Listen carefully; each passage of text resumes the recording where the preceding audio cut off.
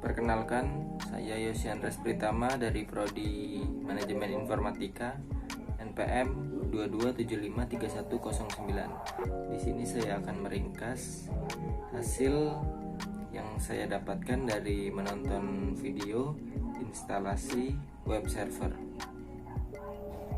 Langsung kita ke materinya. Nah, yang pertama, di sini saya mendapatkan jenis-jenis web server dari video.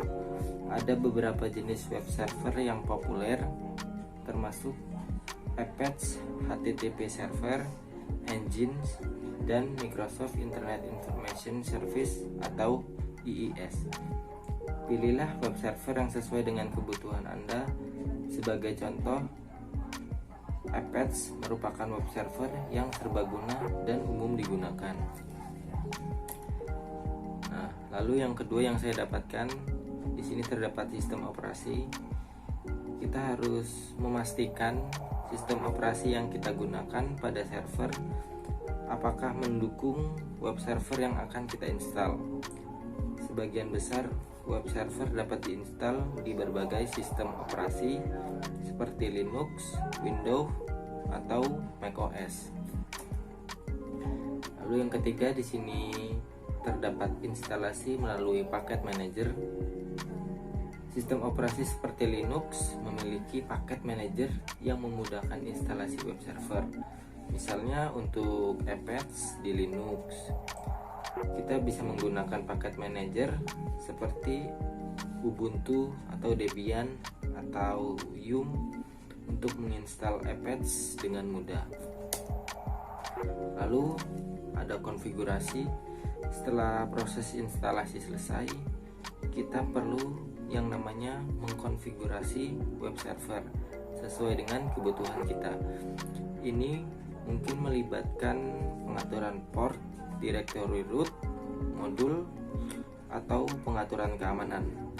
Setiap web server memiliki file konfigurasi yang harus diedit. Misalnya pada Apache, file konfigurasi utama biasanya disebut http.conf. Lalu yang selanjutnya ada testing.